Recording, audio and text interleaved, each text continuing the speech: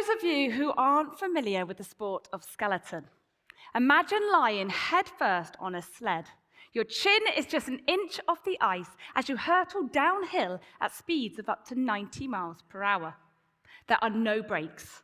And the bottom of the track is 16 corners away, and you're going to reach it in as little as 53 seconds, using only your body weight and momentum to steer.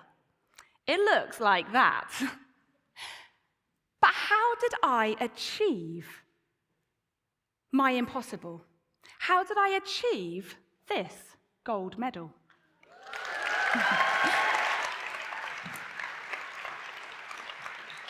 Here in Great Britain, we do not have an ice track to practice on.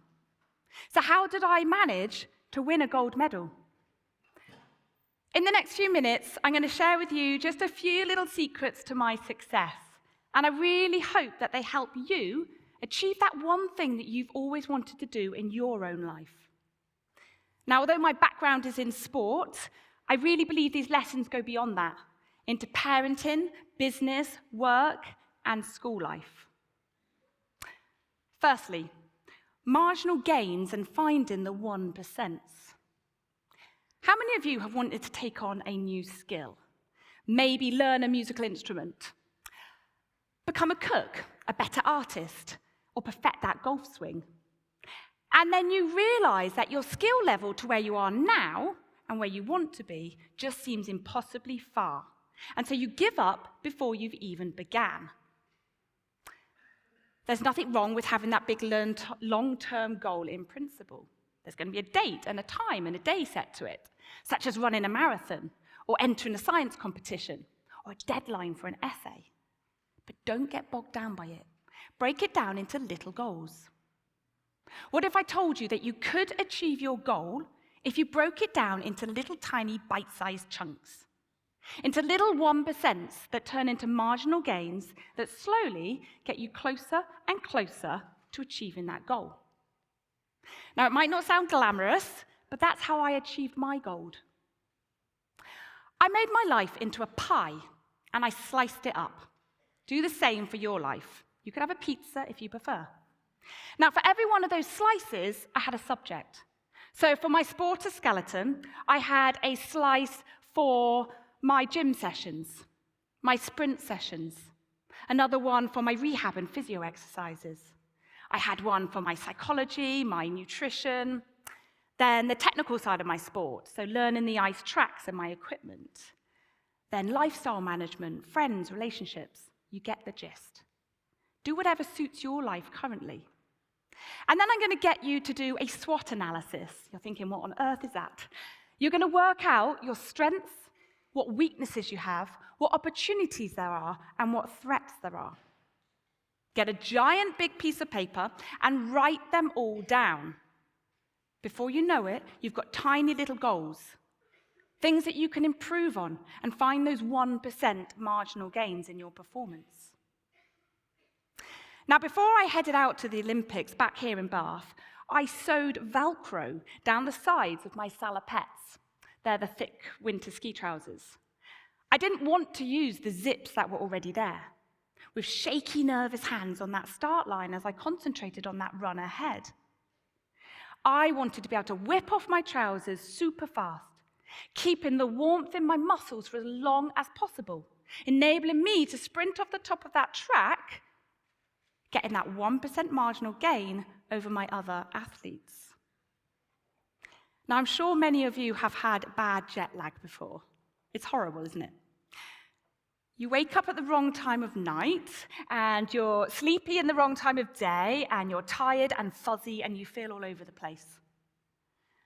Well, in the build-up, before we went out to Calgary in Canada, before our team holding camp, before the Olympics, I started shifting my body clock by 20 to 30 minutes a day in those weeks before, so that by the time I got out there, I didn't have jet lag anywhere near as bad.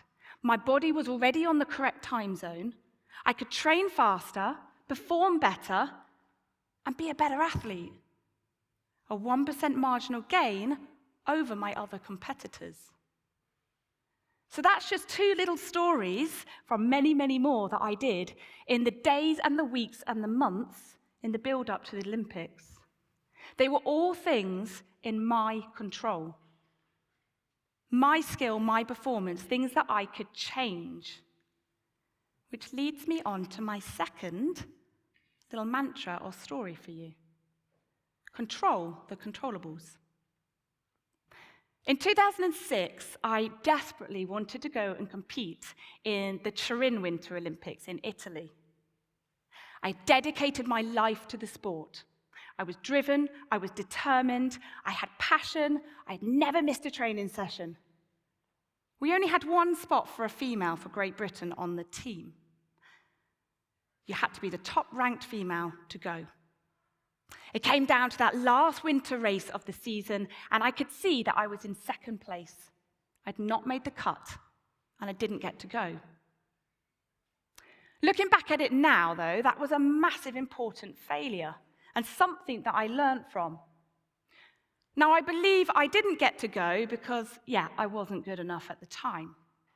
But also because in hindsight, when I look back at it, I concentrated too much on the other athletes, on their performances. What did they do down the track that I didn't? What did they do in the gym that I wasn't doing? How come they were faster than me? Instead of being confident in my own skill level and my performance and things that were in my control, I was too busy looking at them. Now, I don't know how many of you at work, you're always wondering, how come they got the promotion over me? Or at school, why did my classmate get picked before me? I was never the most confident athlete. However, I learned to get my confidence by controlling the controllables, focusing in on those one things that I could change and that I had control of. When I look back on missing out on Turin and that one spot, I actually see it as a kind of blessing. I don't think I was ever meant to go to those Olympics. I did actually go as reserve, and I worked for the BBC radio for commentating. But I wanted to go because I wanted to learn from that Olympic environment. I wanted to suss it out and to see what it felt like. Now, many athletes say how much more nervous they are at a big major competition, and how those nerves can affect your performance positively, but more often than not, negatively. I'm sure loads of you have been to big major sporting events, or even outside today. You feel that extra energy and buzz in the air, don't you? That excitement. Imagine being an athlete. You can't practice those nerves and that feeling. Being out in Turin enabled me to suss it out, to start taking control of the things that I could. It also put this big fire in my belly, and I made a promise to myself that my feet would be on that start line, a massive goal. I had 4 years, and I promised myself that I would compete in the Vancouver Olympics. The blinkers had been put on, and every decision of every day was, will this help me get to become an Olympian, go to the Olympics and be a better athlete, yes or no? And that's how I lived my life. Now, at an Olympic race, you race over 2 days. 2 runs a day, 4 runs. And they all get added up.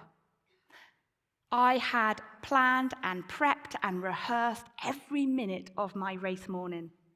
From the moment that I woke up, I had my breakfast, I went to the gym and did some exercises. I then got myself to the track, got my equipment ready. I did another warm-up. I even had my toilet stops put in. However, on one of the race days, and to be honest, I forget which one, the race was delayed. The sun was shining too much on the top of the track, melting the ice. First, it was delayed by half an hour, an hour and a half, and I completely forget how long in the end. But But instead of getting annoyed and anxious and angry and upset, I said, Amy, control the controllables. This is the same for all the other athletes. Reset, take a deep breath, restart your warm-up in whatever way you can. At any major competition, you cannot affect the other competitors. You don't know what their performance is going to be. Neither can you affect the weather. You don't know if there are going to be delays in the start time or the kickoff. You can't affect how a job candidate does in their interview that you're going for, or maybe how your classmates do in their exams. You can only control the things that you can. Now, I dreamed big. I had a huge amount of passion. I was driven and determined and did not give up. Through the highs and lows of my sporting life, through the tough times on the track, through crashes, through not making teams, through injuries, I kept the fire in my belly burning. I kept the focus, and I didn't give up until I achieved what I knew I could, my gold medal. Now, I invite all of you to do the same, to achieve gold in your life, in whatever that means to you. Don't fall into the traps set for you along the way, such as comparison with others. Break those big goals into tiny incremental gains. Control the controllables, and you will achieve your impossible. Thank you.